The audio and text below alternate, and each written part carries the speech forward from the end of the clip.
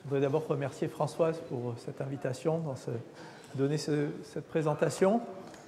Ça me fait particulièrement plaisir de me retrouver dans ces lieux. Quand j'étais étudiant en thèse, je lui racontais, même avant, en ce qu'on appelait à l'époque le DEA, qui est le master maintenant, j'étais venu écouter un cycle de séminaires organisé par Jean-Claude Pecker sur la cosmologie. Et je me retrouve dans un cadre qui évoque des souvenirs. Donc je vais vous parler un petit peu de la structure à grande échelle de l'univers et des informations qu'on extrait à partir des amas de galaxies. Vous verrez qu'il y a beaucoup d'informations qui vont se recroiser avec ce que Françoise a présenté, mais avec des angles un petit peu différents. Alors, en fait, je crois que dès qu'on fait de la cosmologie, par définition, quasiment, on s'intéresse à ce qu'est la structure à grande échelle de l'univers.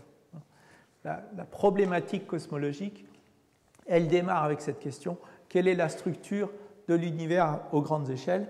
Et vous avez ici le tableau de Vermeer qui s'appelle l'astronome, qui représente ce personnage en train de réfléchir en regardant la voûte, le globe céleste.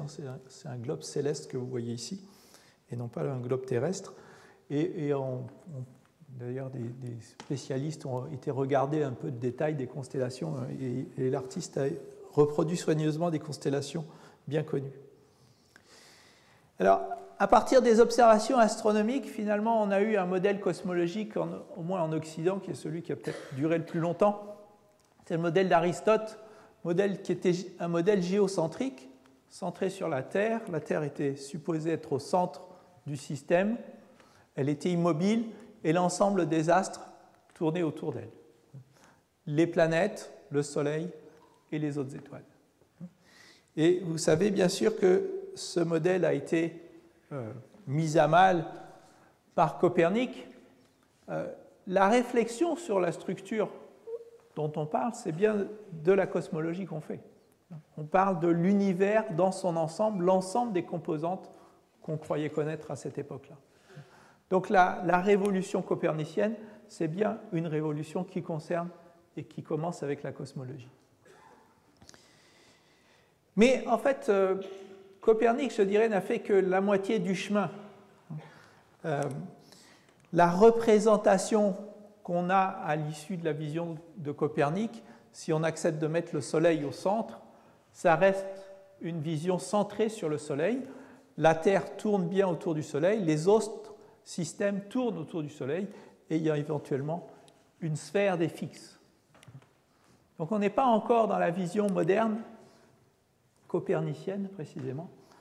Et la vision plus moderne, plus copernicienne, on la doit à quelqu'un d'autre qui s'appelle Giordano Bruno. Alors j'aime le citer particulièrement parce qu'il a été lui-même professeur à Toulouse, donc c'est un de mes anciens prédécesseurs. Il a aussi certaines caractéristiques des chercheurs modernes, parfois. Il avait un très mauvais caractère, donc à chaque fois qu'il passait dans une université, au bout de quelques années, il se fâchait avec tout le monde, il était obligé de se déplacer et d'aller chercher un poste ailleurs. Mais il a été un ardent défenseur des conclusions faites par Copernic, qu'il fallait abandonner le modèle géocentrique. Mais il a aussi été beaucoup plus loin dans sa réflexion. Il a introduit des notions, je pense, qui sont très importantes, qui nous paraissent un petit peu évidentes aujourd'hui, mais qui à l'époque étaient totalement révolutionnaires. Il est le premier à imaginer, ou un des premiers en tous les cas à le dire, que les étoiles sont des astres analogues au Soleil, simplement ils ont une intensité plus faible parce qu'ils sont plus lointains.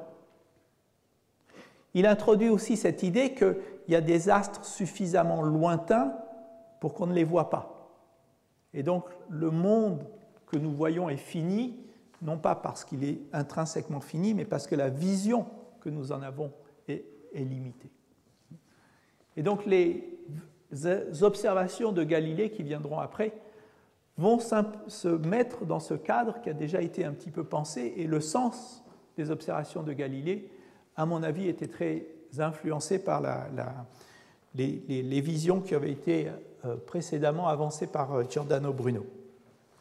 Alors on ne peut pas dire qu'il introduit l'idée d'univers infini et homogène, mais il est quand même un défenseur de l'idée d'univers infini, sans limite, qui s'étend jusqu'à l'infini.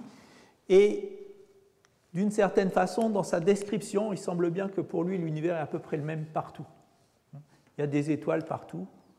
Et vous savez qu'une des conséquences pour Giordano Bruno, c'est que s'il y a des étoiles partout, eh bien, il doit y avoir des planètes partout, comme dans le système solaire, et donc des habitants partout. Donc, il y a 4 siècles, il a vraiment un petit peu dessiné un programme pour les grandes questions que nous nous posons encore en astrophysique.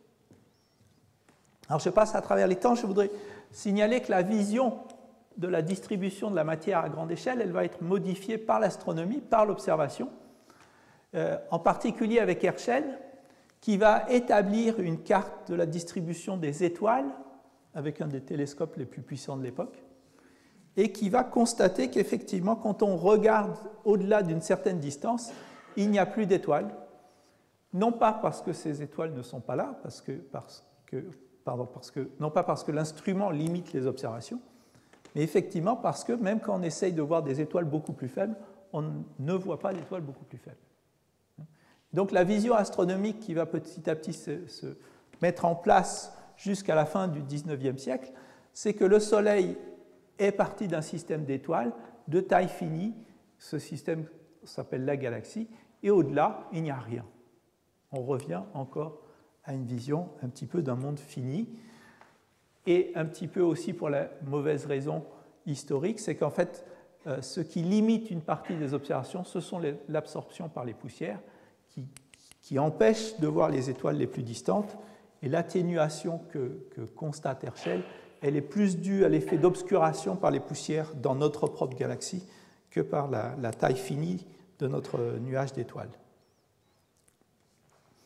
Alors, on arrive au début du XXe siècle, le débat sur la nature des nébuleuses n'est pas clos, on n'a pas encore clairement établi la nature extragalactique des nébuleuses spirales.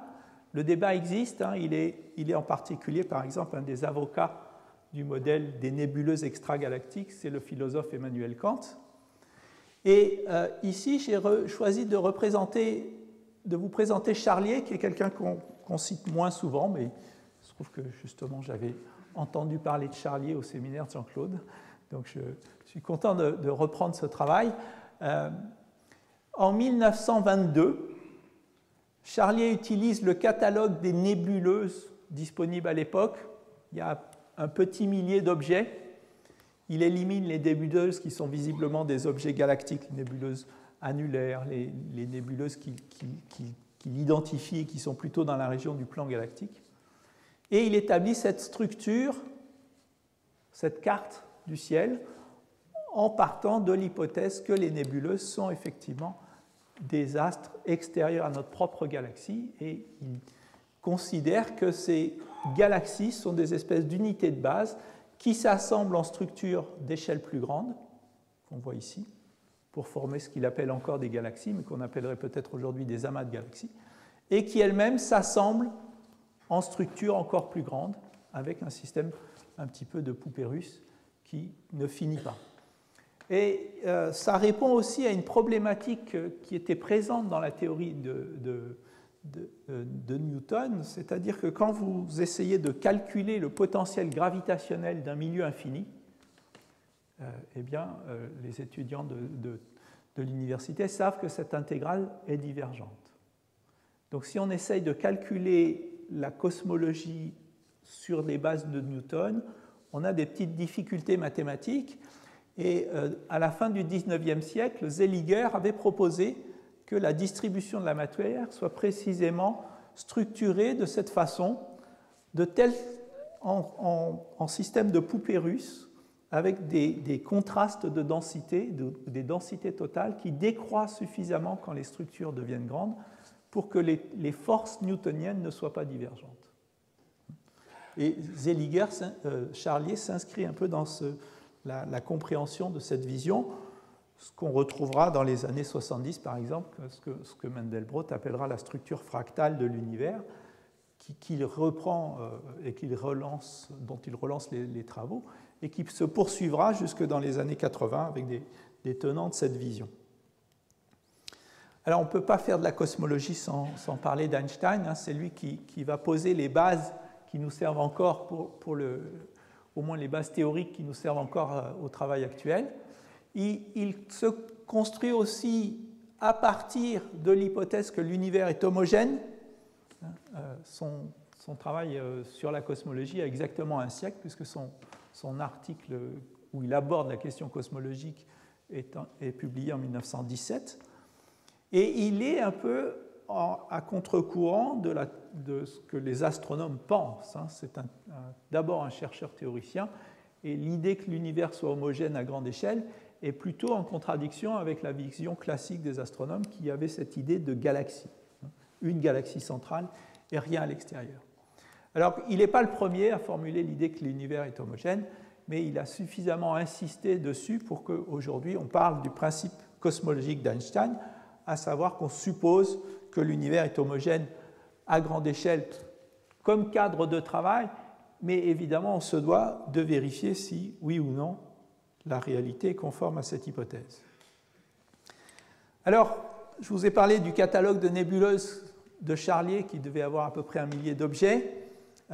Aujourd'hui, on continue ce travail, et on va le continuer à partir des années 30 jusqu'à aujourd'hui, à cartographier le ciel pour mesurer de plus en plus d'objets sur ce ciel, avec des instruments qui sont de plus en plus sensibles. Donc ici, vous avez une portion du ciel qui est le catalogue APM, dans lequel on a photographié le ciel avec des plaques photo. Donc ce type de télescope s'appelle des télescopes de Schmidt, permet de prendre un très grand champ du ciel, 6 degrés par 6 degrés, et vous voyez la taille des plaques photo qui ont servi à constituer l'ensemble de cette image. Alors, même avec un champ de 6 degrés par 6 degrés, un télescope de Schmidt prend typiquement une photo par nuit, quand il fait beau. Donc, faire un échantillon comme ça photographique, ça prend quand même une dizaine d'années. Vous avez fait ça sur une couleur, vous voulez maintenant faire ça dans une deuxième couleur, c'est reparti pour une dizaine d'années. Donc on a ici un catalogue de quelques millions de galaxies qui a été étudié et qui a été digitalisé. Donc ce n'est pas une photographie du ciel que je vous montre ici, sinon vous verriez surtout d'abord les étoiles, bien sûr. Donc on a enlevé les étoiles et on a reconstitué des petites cellules sur le ciel avec une intensité de couleur qui dépend du nombre de galaxies. Donc les cellules les plus sombres sont celles où il y a le moins de galaxies et le blanc, celles où il y en a le plus. Et vous retrouvez la structure filamentaire qu'on voit à grande échelle. Alors cette structuration, elle est étudiée par les astrophysiciens dès les années 70, dans le cadre du modèle cosmologique, et en particulier avec cet outil dont vous avez déjà entendu parler lors des différentes leçons, à savoir la fonction de corrélation. Alors, qu'est-ce que c'est que cette fonction de corrélation? C'est d'abord une mesure de l'excès de galaxies qu'il y a quand je me place autour d'une galaxie. Dans cette image, si je me place sur un point au hasard et que je trace un petit cercle autour, je vais trouver un certain nombre de galaxies. Et puis si je me place sur un cercle qui est centré lui-même sur une galaxie, eh bien, je vais trouver un petit excès de galaxies par rapport à un point au hasard. C'est exactement ça que mesure cette fonction de corrélation de galaxies. Donc ici, vous avez des excès de l'ordre de 10% quand vous vous placez sur des échelles inférieures au degré. Et puis vous voyez que quand vous allez aux échelles de l'ordre de quelques degrés, l'excès commence à être faible, de l'ordre de 1%. Et la courbe n'est pas présentée ici, mais on la voit ici. Dès qu'on va sur les échelles beaucoup plus grandes, la distribution apparaît à peu près homogène, à savoir que l'excès en moyenne est à peu près 0, avec des fluctuations qui, de temps en temps, posent des questions. Alors, cette première phase de l'étude de la fonction de corrélation des galaxies, qui s'est faite dans les années 70, s'est faite sur des échantillons disponibles de l'époque, qui étaient donc avec des dizaines de milliers de galaxies, mais sur le ciel, sans information sur la distance. Et donc, il a fallu développer des techniques pour essayer de comprendre ce qui se passe et que nous apprend cette distribution des galaxies sur le ciel. Il y a un point très important, c'est l'autosimilarité des fonctions de corrélation en fonction de la profondeur du catalogue de galaxies. Alors, c'est assez facile de comprendre ce qui se passe. Si vous ne regardez que les galaxies brillantes sur le ciel, eh bien, vous voyez surtout les galaxies qui sont proches de vous. Et donc, vous imaginez une structuration de la distribution des galaxies, vous allez la voir avec un fort contraste de densité parce que vous voyez des structures qui sont proches de vous. Quand vous regardez des objets très lointains, donc vous avez une grande profondeur, il y a toujours à peu près le même nombre de structures, mais ces structures commencent à se moyenner les unes les autres sur la ligne de visée, parce que vous avez plusieurs structures, et la taille caractéristique, comme on va plus loin, commence à être plus petite. Donc c'est exactement ce que vous voyez sur cette figure. Ça, c'est les galaxies brillantes. Ça, ce sont les galaxies les plus faibles, avec un dégradé d'intensité de luminosité. Et vous voyez que l'intensité des fluctuations à une échelle donnée diminue. Ça, c'est un effet de Moyen-Âge.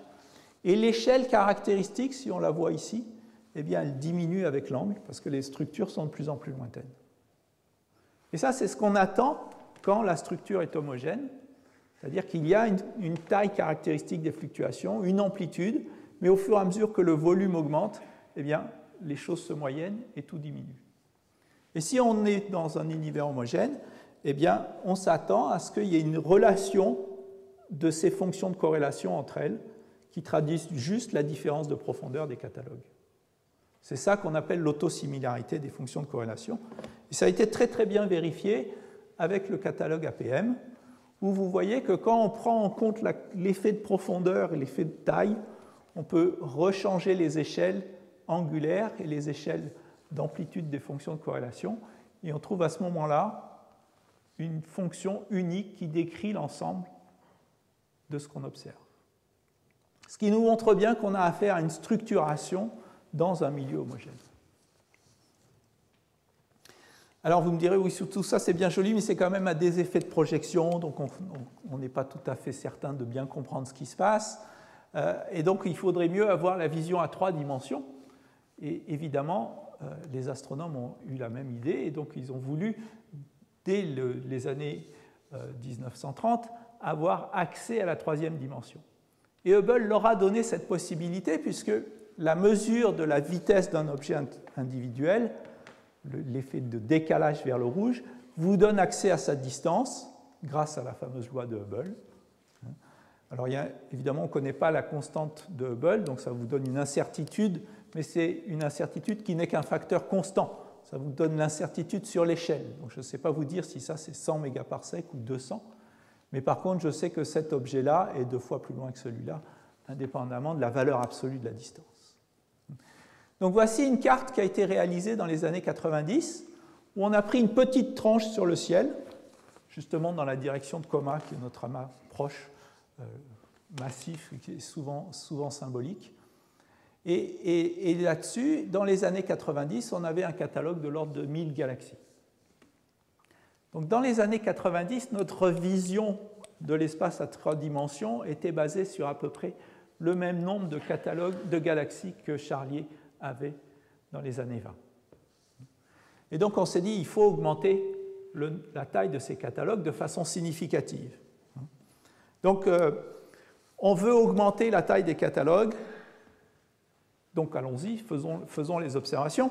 Alors pour mesurer la vitesse d'éloignement d'une galaxie, ce n'est pas très compliqué, on prend son spectre. Si vous prenez une galaxie normale, entre guillemets, sur un télescope de classe 3-4 mètres, il vous faut typiquement entre une dizaine de minutes et 1 heure de télescope à votre disposition pour mesurer un spectre. Donc pour faire 1000 mesures comme ceci, il faut à peu près 1000 heures de télescope.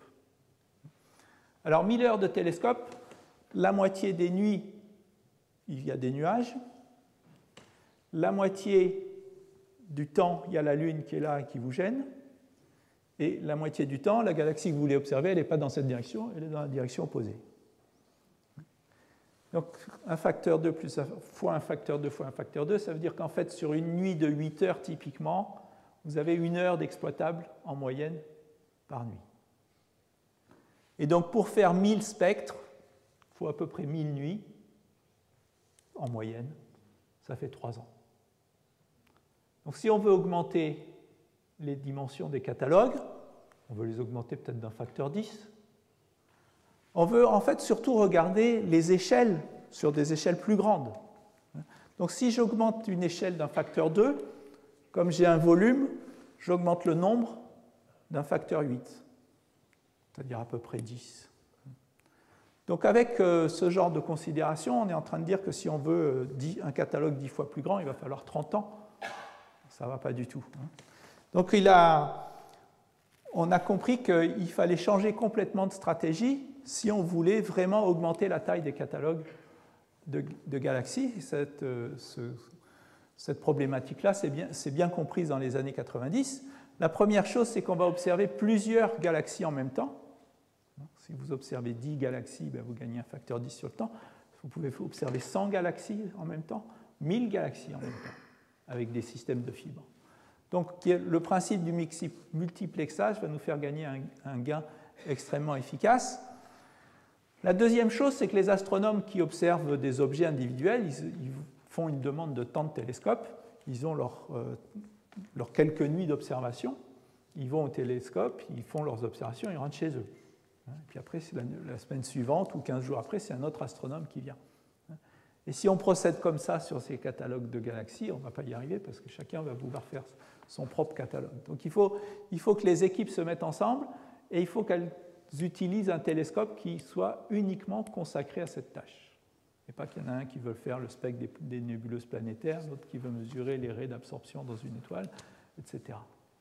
Donc ça a demandé une stratégie nouvelle, c'est d'avoir des télescopes évidemment assez grands et qui soient dédiés à cette tâche, consacrés uniquement à l'observation des galaxies avec leur spectre et rien d'autre en même temps. Peut-être un deuxième programme ou un troisième programme, mais pas 50 programmes différents simultanés. La dernière chose, c'est qu'il faut avoir un grand champ. Parce que je vous ai dit, on va mettre plus de fibres pour avoir plus de galaxies. Mais si vous demandez de chercher plus de galaxies, vous allez être obligé de prendre des galaxies plus faibles, le nombre de galaxies brillantes étant assez limité. Et donc ce que vous gagnez par le nombre de fibres, vous le perdez par le fait que vous êtes obligé d'aller chercher des objets plus faibles. Donc il faut augmenter la taille du champ de vue des télescopes le plus grand possible. C'est déjà ce qui se passe sur les télescopes de Schmidt, qui ont des champs de l'ordre de quelques 6 degrés. Donc, pour faire ça, il a fallu adapter des systèmes optiques assez compliqués pour transformer des télescopes existants. C'est ici le télescope de 4 mètres anglo-australien. Donc, vous avez le nouvel instrument qui a été installé au foyer. Ça vous donne une idée de la taille de l'instrument. Le miroir du fond fait 4 mètres. Ici, c'est le système de fibres qui est installé par un robot. Et on fait une pause toutes les heures avec un système qui a 450 fibres.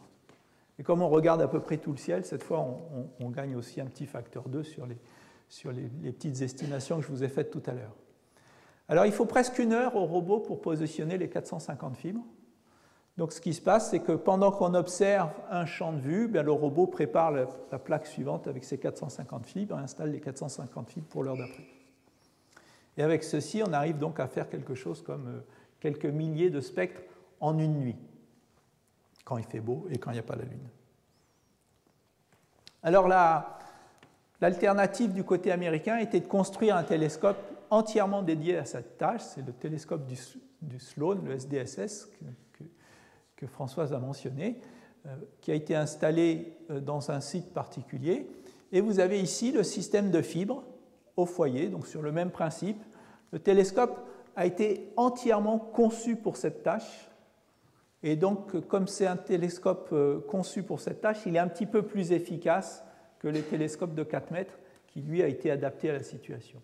Donc ce télescope du Sloan, qui est un télescope modeste de 2,50 m au lieu de 4 mètres, il a une optique dessinée particulière, ce qu'on appelle un télescope Richer-Chrétien, qui lui donne un grand champ de vue, un peu plus grand que celui du télescope anglo-australien.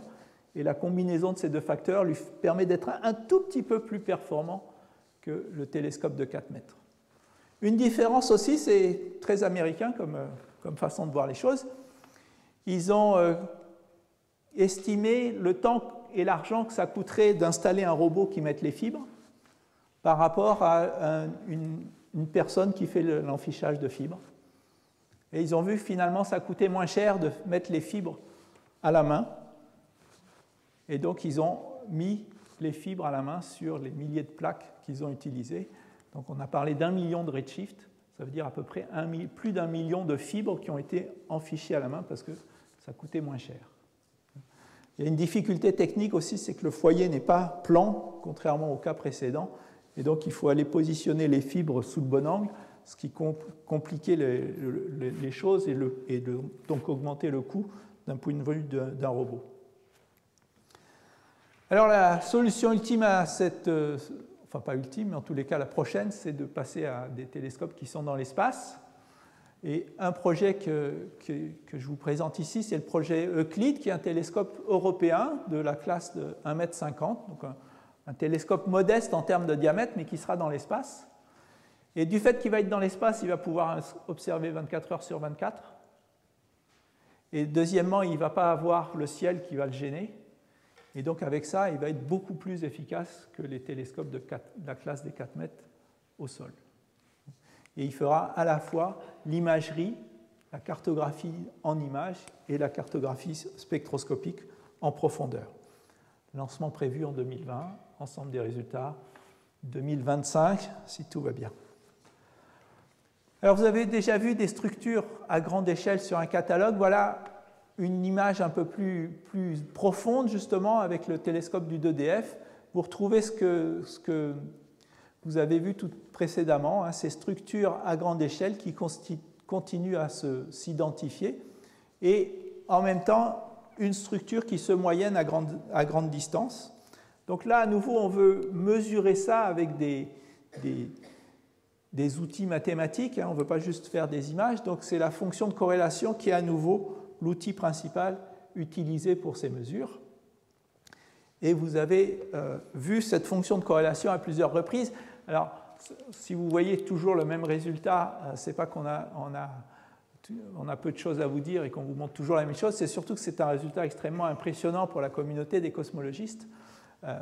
Vous voyez cet ensemble de points de mesure et ces courbes théoriques. Il faut savoir que ces courbes théoriques sont calculées dans le modèle lambda-CDM, le modèle de concordance cosmologique, et elles sont calculées à partir de modèles qui ont été calibrés sur les données MAP. Donc, de fait, il n'y a plus de paramètres libres dans le calcul de ces courbes. Alors, ce n'est pas tout à fait exact, parce qu'il y a des paramètres comme le biais, par exemple, l'amplitude des fluctuations qu'on ne connaît pas, qu'on est obligé de laisser libre. Mais dans le calcul de ces courbes théoriques, il y a essentiellement plus de paramètres libres. La totalité du modèle cosmologique qu'on est obligé d'utiliser est déterminée par les observations du fond cosmologique. Et en 2005, on constate que les observations disponibles sur ces échelles sont en parfait accord avec les prédictions théoriques. Et dans le détail, vous voyez cette petite bosse dont on vous a parlé, c'est cette fameuse, alors ce qu'on appelle BAO en anglais, qui est due aux oscillations acoustiques des baryons. Eh bien, son signal, évidemment, ici, il n'est pas très fort par rapport aux barres d'erreur, hein, ce qui est normal, hein, c'est la première détection, donc on est encore à moins de 5 sigma à l'époque. On est entre 4 et 5, si ma mémoire est bonne. En particulier, les erreurs sont corrélées, hein, c'est-à-dire que chaque point ne sont pas des mesures indépendantes. Donc même si ça a une bonne tête, il faut se méfier un petit peu de ce genre de signaux. Mais quand même, en termes de modèle, ce qui est quand même fondamentalement important, c'est de regarder l'ensemble de l'accord sur toutes les échelles. En particulier sur ces échelles-là, où, je le répète, il n'y a pas de liberté d'ajustement. Alors, 10 ans après, évidemment, on veut avoir des données bien meilleures. Donc, heureusement, grâce aux échantillons disponibles maintenant, on a des barres d'erreur qui sont beaucoup plus petites. Ici, c'est un résultat qui est présenté de telle façon que les erreurs sont indépendantes. Donc, ce que vous voyez est à peu près conforme à ce que vous attendez. Et vous voyez aussi un modèle qui n'aurait pas d'oscillation, serait cette courbe rouge.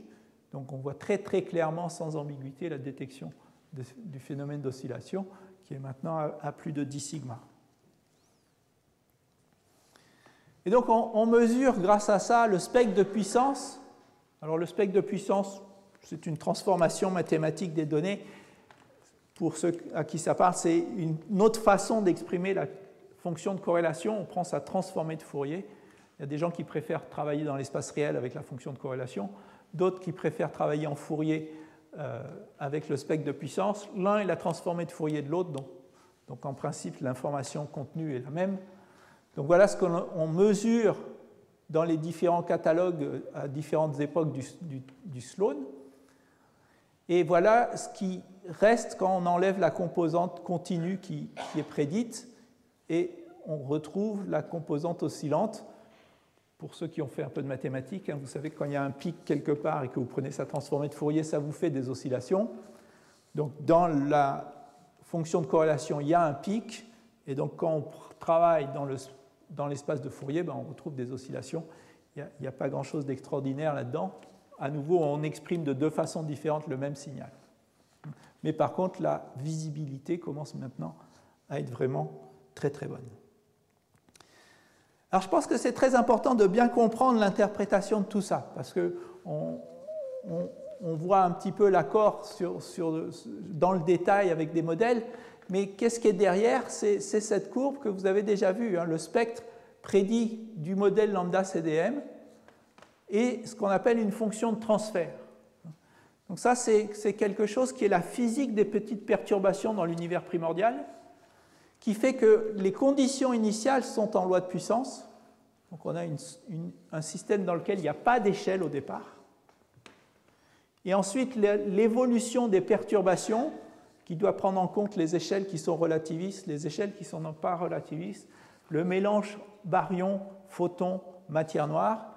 Et ça vous permet de prévoir ce qu'on appelle la fonction de transfert, qui est en fait une fonction d'amortissement violent. Donc votre loi de puissance initiale, elle part dans les hauteurs ici, et l'effet d'amortissement vous fait que le spectre réel descend à ces valeurs. Ce qui fait que sur les échelles qu'on regarde, il y a eu un effet de la fonction de transfert qui est de l'ordre d'un amortissement de 100 à 1000. Donc quand j'ai un accord entre la théorie et les observations ici qui est à quelques pourcents ou quelques dizaines de pourcents, c'est quelques dizaines de pourcents sur un nombre qui a été changé d'un facteur de l'ordre de 100 à 1000. Donc la précision relative est très forte. Et donc quand on teste la cosmologie, maintenant on teste à la fois cette partie-là avec le fond cosmologique et cette partie-là avec les observations de la distribution des galaxies. Et vous voyez, on est sur un très bon accord sur une grande gamme de taille, sur plusieurs ordres de grandeur, avec des comportements très spécifiques qui sont dus vraiment à des ingrédients profonds du modèle. L'ensemble de cette courbe est prédit a priori par la théorie, et tout écart significatif à cette courbe se verrait dans les observations, aujourd'hui je dirais comme le nez au milieu de la figure. Et c'est pour ça, à contrario, qu'on a des très bonnes contraintes sur les paramètres cosmologiques, parce que pour arriver à ajuster l'ensemble des données, il n'y a qu'un choix extrêmement limité de valeurs possibles qui autorise cet accord. Alors on est en train de regarder la distribution des galaxies. Comme on l'a remarqué, ces structures sont non linéaires au sens que leur contraste de densité est très élevé. Et il faut prendre en compte les corrections non linéaires qui se produisent dans l'évolution des fluctuations. Mais c'est la différence entre la courbe rouge et la courbe noire. Vous voyez que donc sur les échelles où on regarde la distribution des galaxies, celle que je vous ai montrée précédemment, ce n'est pas encore un effet critique pour l'interprétation des observations. Ça va le devenir avec les observations comme un satellite Euclide, où les échelles non linéaires vont commencer à être cartographiées avec une haute précision, et il faudra prendre en compte ces corrections pour interpréter complètement correctement les observations. Alors je vais passer justement à ces structures qui sont un petit peu non linéaires, que sont les amas de galaxies. À nouveau, c'est l'amas coma, c'est pas qu'il n'y ait qu'un seul amas dans le ciel, c'est que c'est le plus près et le plus massif, c'est le gros amas massif le plus proche de nous, donc c'est souvent celui qui sert de référence. Deux très grosses galaxies brillantes, et puis sans doute des étoiles ici, on voit les aigrettes du télescope, des galaxies plus petites, mais de taille normale, j'ai envie de dire, dans l'amas, et puis sûrement quelques galaxies qui sont plus lointaines, en arrière-fond, derrière l'amas, dont les couleurs sont différentes. Et donc, votre œil arrive à attraper cette région un petit peu particulière où il y a nettement plus de galaxies. C'est comme ça que les premiers amas ont été cartographiés. On regardait des images du ciel et quand il y avait une région surdense, eh bien, on faisait un petit trait autour pour identifier un amas de galaxies. Alors, avec le temps, on a développé des algorithmes beaucoup plus numériques et réguliers. Et ces amas de galaxies, en particulier l'amas de Coma, eh bien, c'est eux qui nous permettent de faire des observations très importantes. Et ici, je vous ai remontré ma carte de milliers de galaxies du début, là, que je vous ai montré. Donc, l'observateur est situé ici. Il cartographie la distribution tridimensionnelle dans cette petite tranche qui est centrée sur l'amas de Coma ici. Et dans l'amas de Coma, les galaxies bougent. Elles ont des vitesses de l'ordre du millier de kilomètres par seconde. Et donc, deux galaxies qui sont très proches physiquement peuvent avoir une différence de vitesse de l'ordre de 1000 ou 2000 km par seconde. Et donc, quand vous allez appliquer la loi de Hubble pour déterminer leur distance, vous allez vous tromper dans le positionnement du fait de la vitesse. C'est ce qui produit cet allongement le long de la ligne de visée.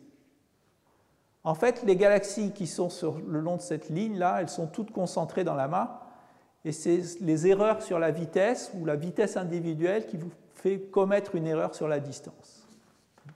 Et c'est ce que Zwicky a identifié dans cet amas, avec quelque chose comme 8 galaxies, si ma mémoire est bonne. Et donc, avec 8 galaxies, il a pu estimer la vitesse de dispersion typique des galaxies dans cette région de l'espace.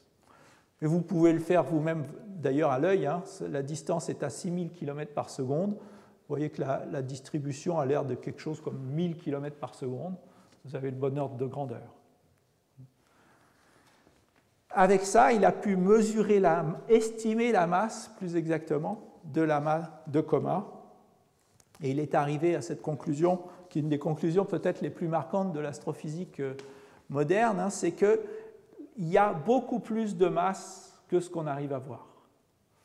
Zwicky était arrivé à la conclusion qu'il y avait à peu près 100 fois plus de masse au total dans l'amas que l'ensemble des étoiles des galaxies qui le constituent.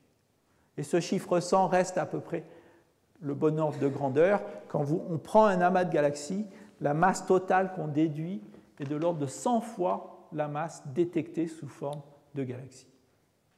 Donc la matière noire, ce n'est pas une petite complément qu'on ne comprend pas bien, c'est vraiment quelque chose qui est dominant par rapport à ce qui est visible.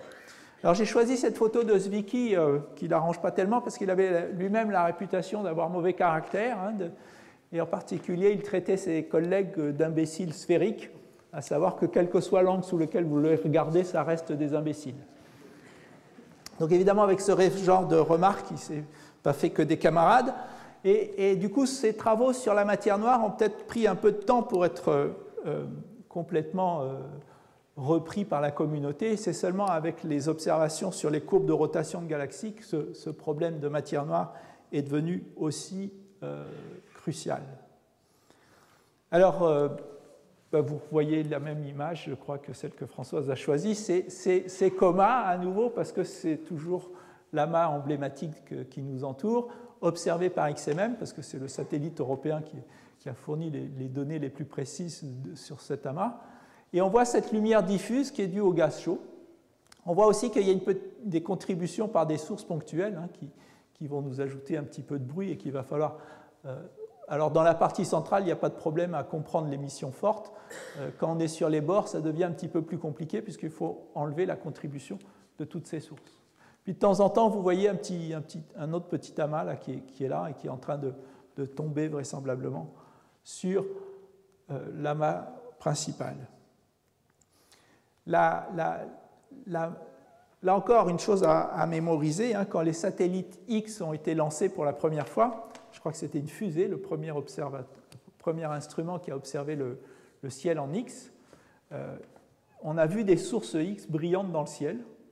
Et quand on a regardé où ces sources X étaient placées, elles se situaient à l'endroit où il y avait des amas de galaxies, ce qui était un peu une surprise.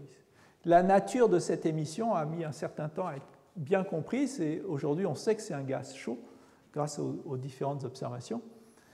Et ce gaz chaud représente une quantité de matière baryonique, c'est-à-dire d'atomes, qui est beaucoup plus importante que celle des étoiles.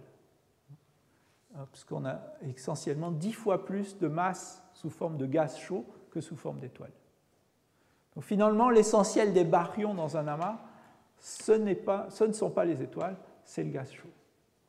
Au début, on s'est même demandé si ce n'était pas la totalité de la matière noire, mais on a plutôt parlé d'un facteur 100. Donc vous voyez, entre 10 ou peut-être 20 fois la masse des étoiles, il y a encore un grand trou de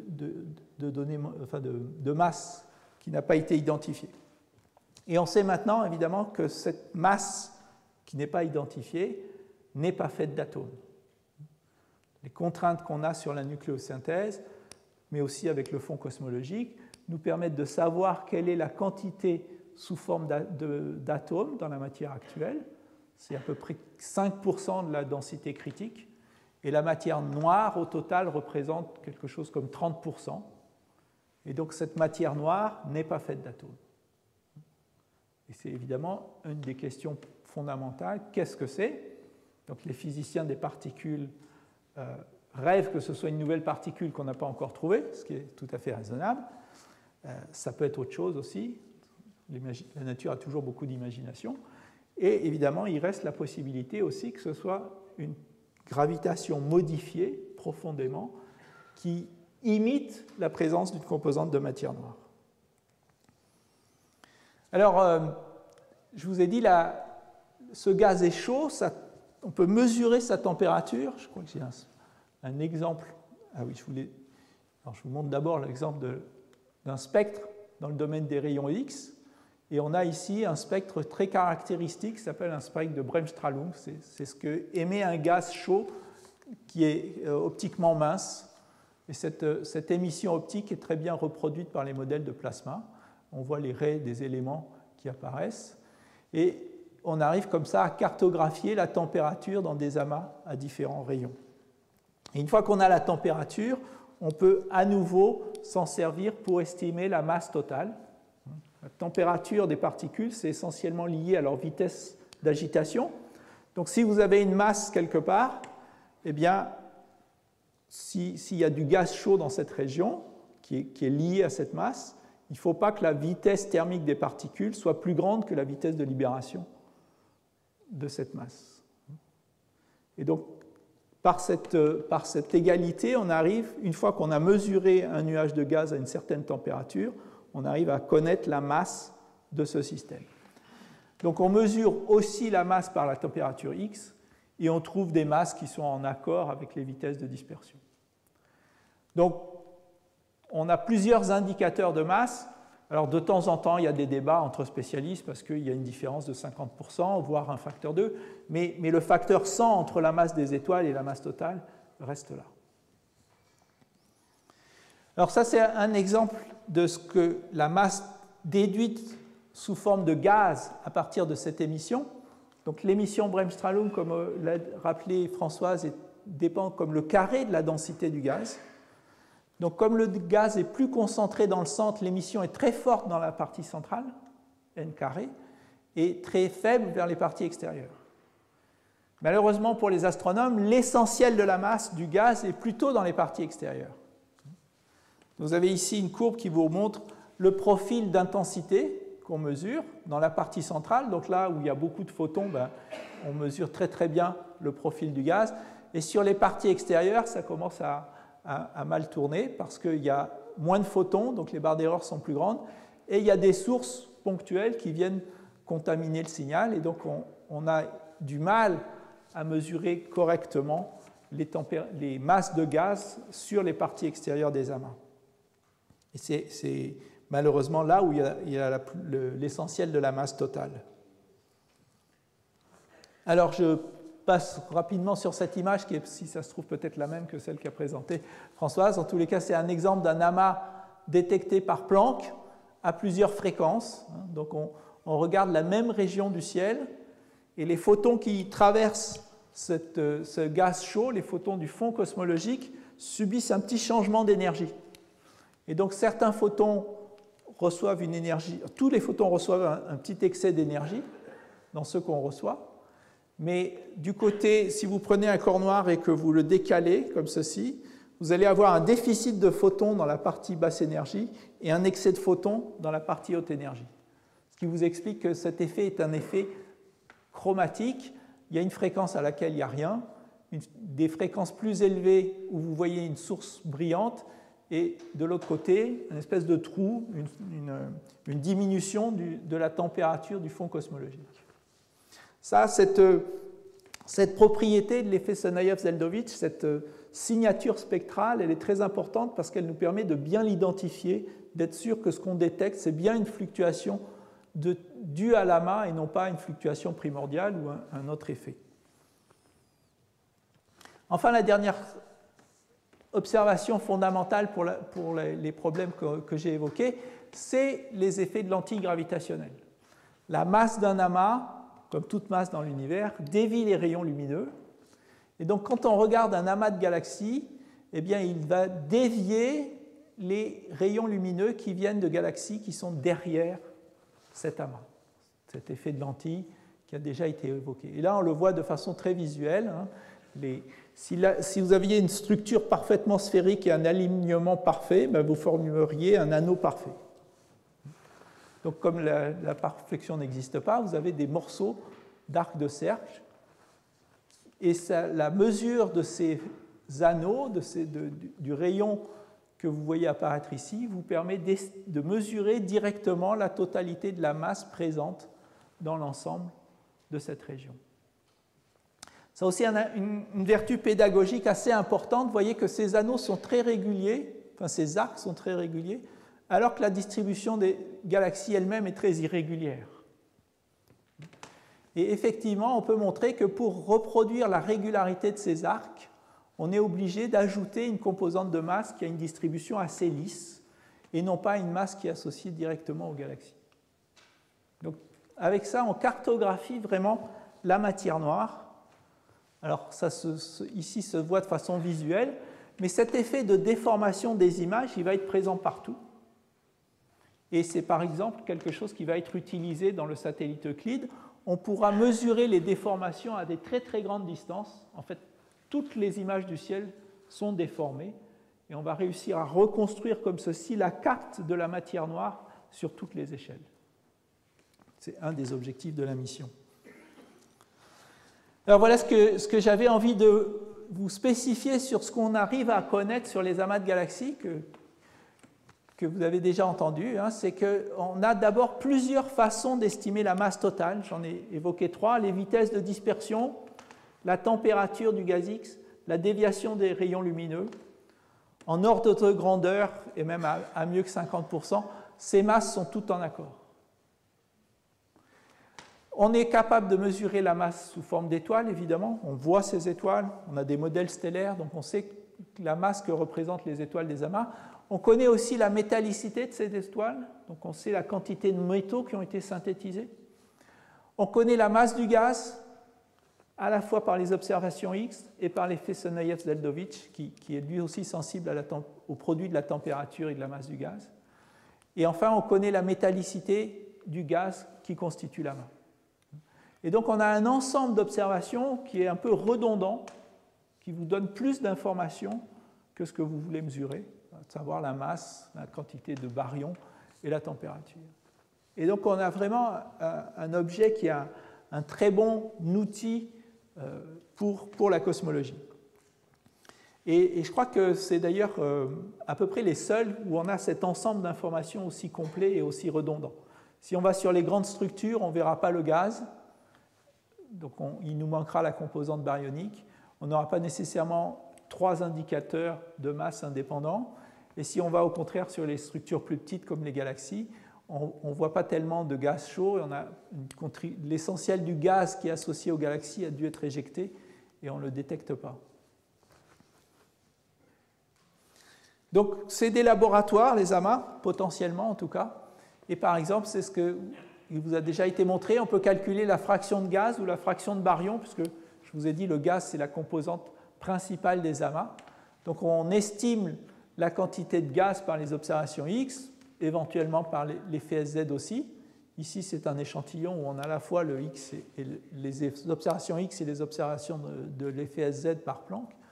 Donc on fait le bilan et on peut aussi estimer la masse totale. Et donc on construit cette fraction de baryon qui doit refléter la quantité de baryon initiale moyenne de l'univers par rapport à la densité moyenne de l'univers. Et ça a été un test cosmologique très important qui a été proposé dans les années 90. Et dès cette époque, le rapport sur oméga baryon et oméga matière indiquait qu'on avait une densité de l'univers autour de 0,2, 0,3. Alors on peut aussi essayer de faire des statistiques, c'est-à-dire compter les objets. Il faut avoir des échantillons dont on connaît les critères de détection. Et les amas sont des objets assez rares. Donc dans les années 2000, on avait à peu près une cinquantaine d'amas qu'on arrivait à faire rentrer dans un échantillon complet sur le ciel. Et avec cette cinquantaine d'amas, on pouvait construire ce qu'on appelle la fonction de température, c'est-à-dire combien il y a d'amas par unité de volume en fonction de la température. Vous voyez donc des températures qui vont de quelques keV à une dizaine de keV pour les amas les plus chauds. Et évidemment, ce sont des objets très rares. Hein. Donc ici, il y a typiquement un objet sur une boîte qui fait plus que 100 mégaparsec par 100 mégaparsec par 100 mégaparsec. Et on peut effectivement ajuster des modèles pour voir si on reproduit ou pas correctement cette distribution. Alors je vais parler encore un petit peu de quelque chose qui a été évoqué, l'autosimilarité des amas.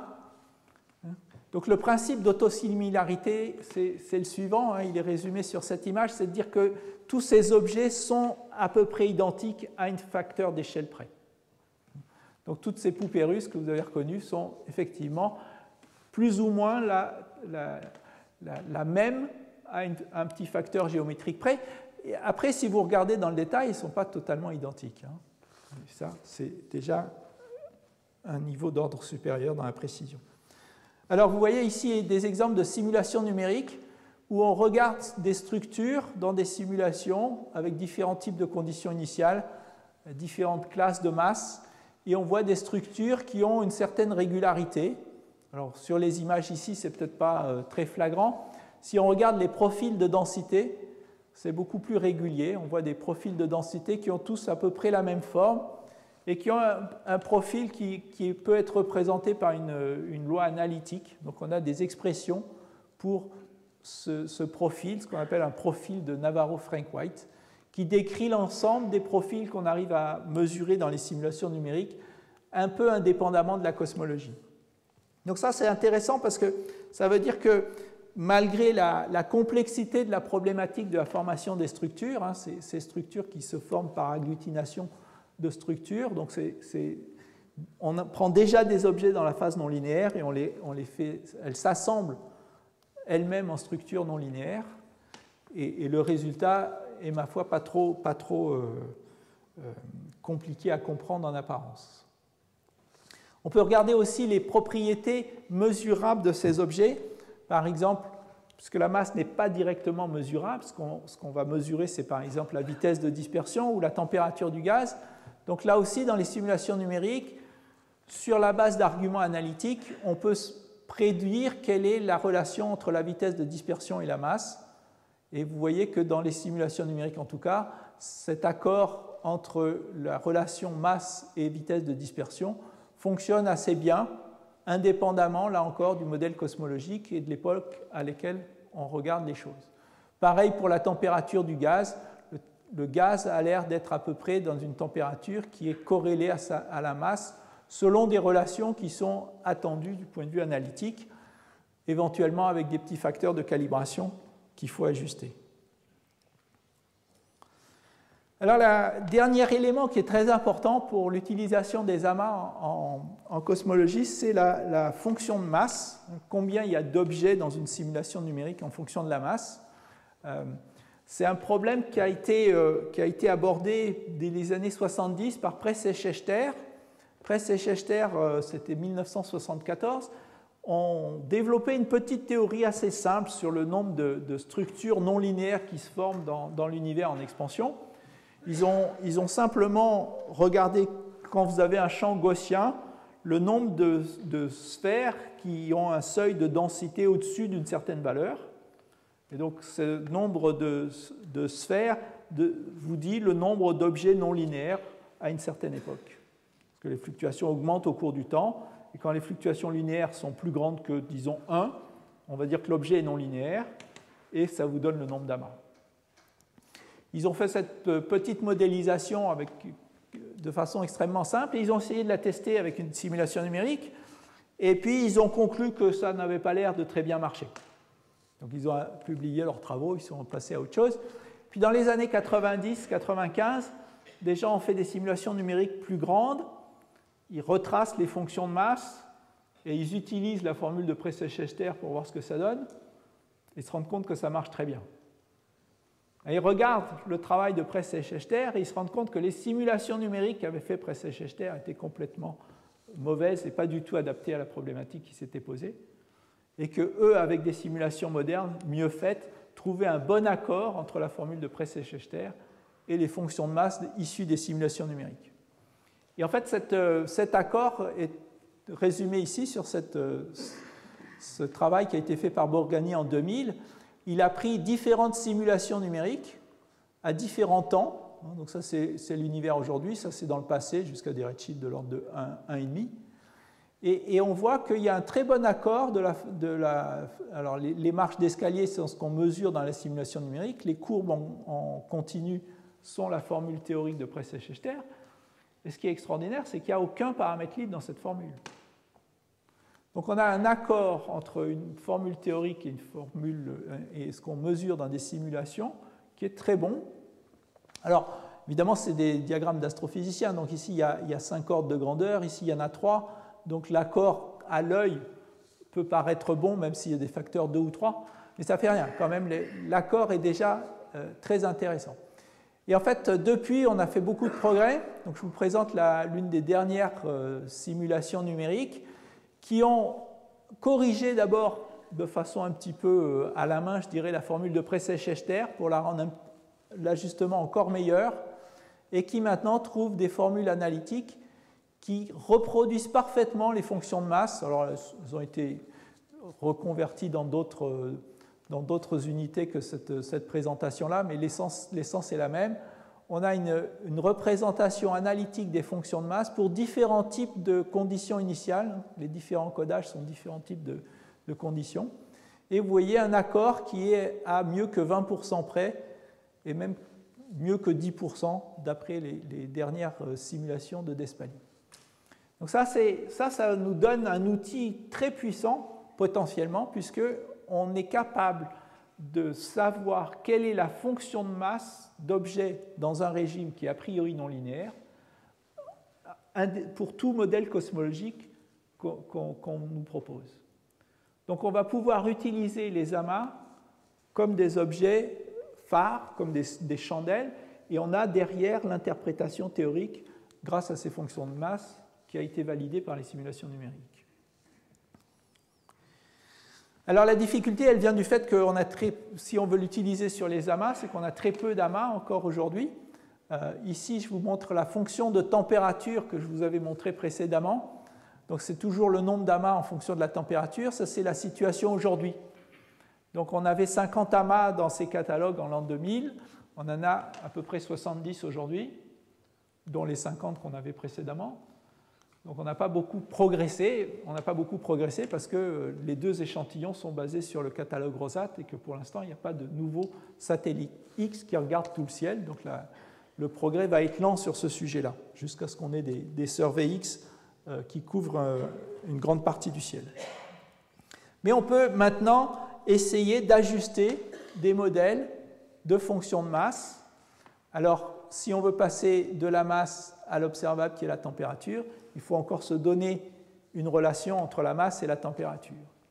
Donc on utilise les lois de scaling, mais comme je vous l'ai dit, il y a quand même une calibration entre la masse et la température. Donc cette calibration, c'est un paramètre qui n'est pas nécessairement connu et qui dépend sensiblement de la physique qu'on va mettre dans le gaz.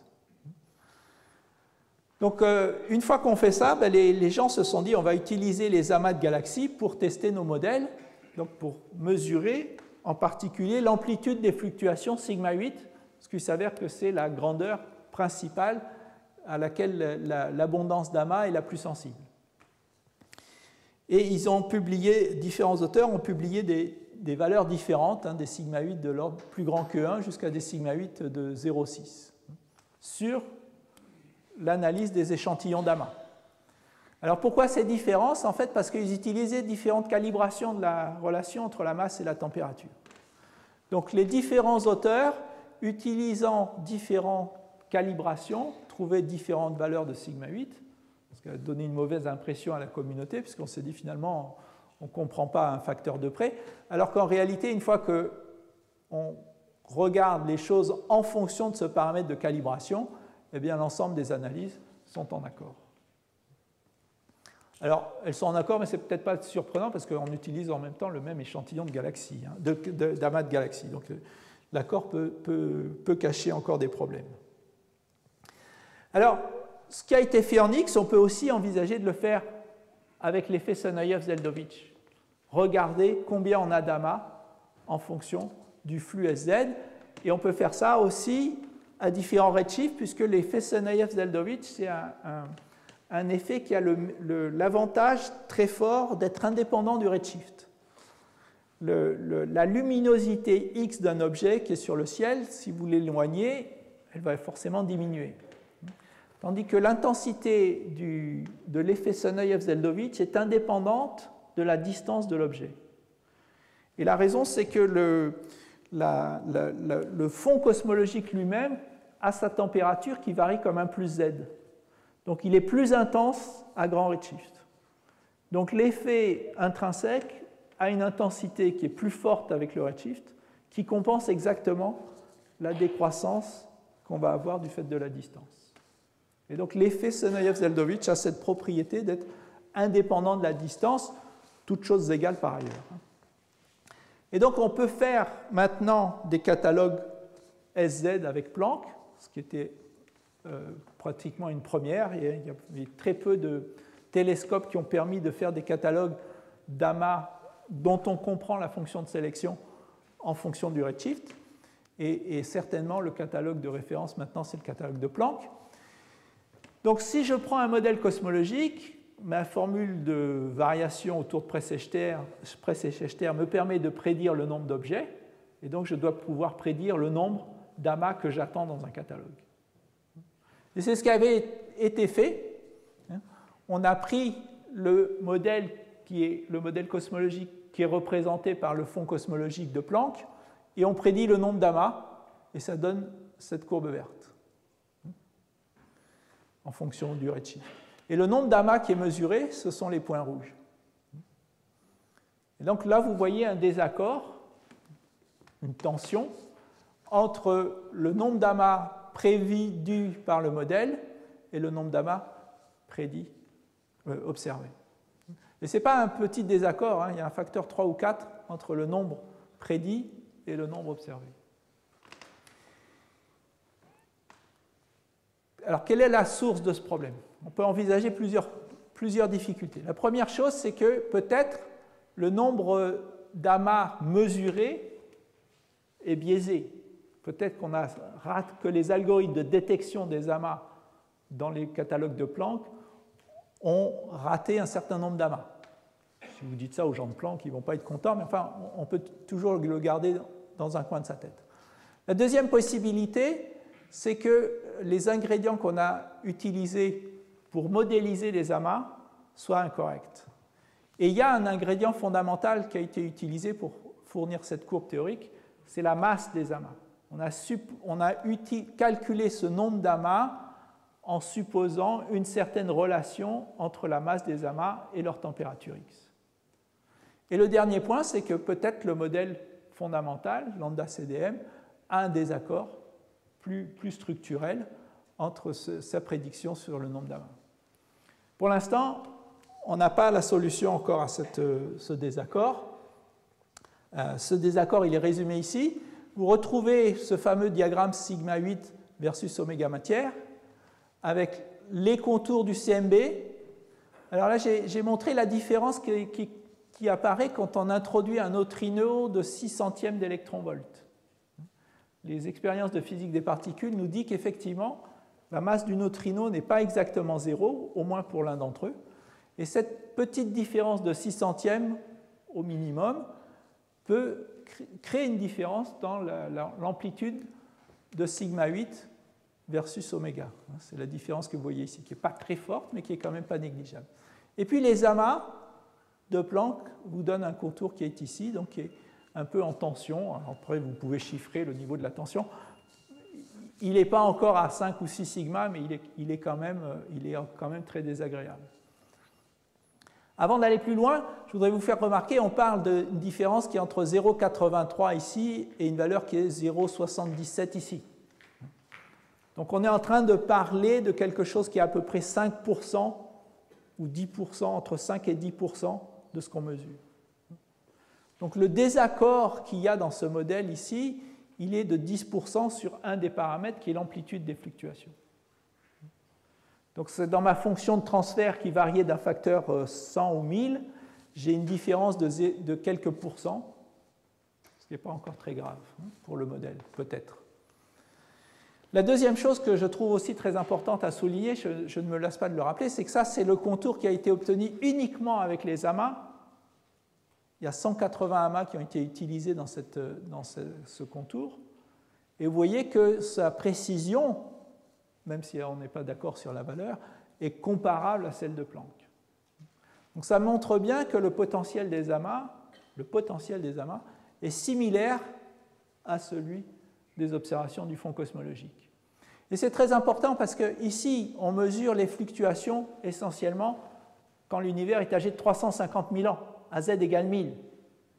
Ici, on mesure les fluctuations de la matière aujourd'hui.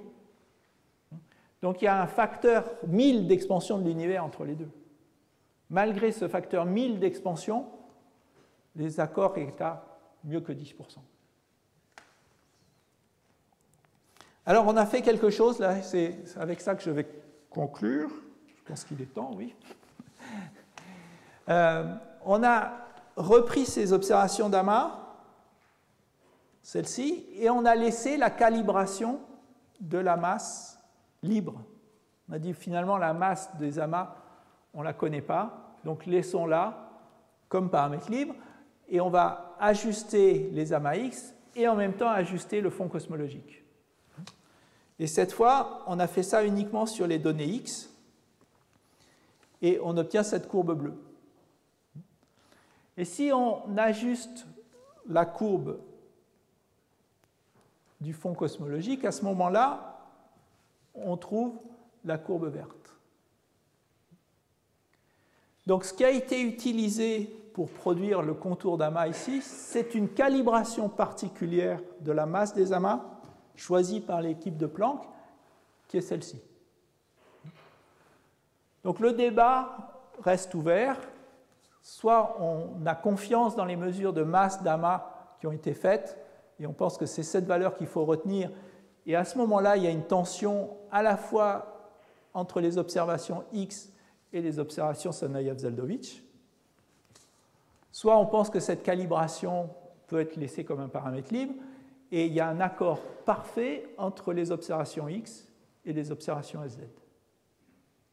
Donc ce que ça nous apprend, c'est le point fondamental, c'est qu'il n'y a apparemment pas de problème de sélection dans le catalogue d'amas SZ par rapport au catalogue X. Qu'on prenne l'échantillon d'amas X local ou qu'on prenne l'échantillon d'amas SZ mesuré par Planck, on a les mêmes conclusions. Donc il y a un accord, les données sont consistantes les unes avec les autres, ça c'est un très bon point. Ça ne résout pas l'origine, ça ne nous donne pas l'origine de la tension. Soit il y a un problème dans la calibration de masse des amas, soit il y a quelque chose de plus fondamental dans le modèle qu'il faut revoir. Voilà, je vais m'arrêter là.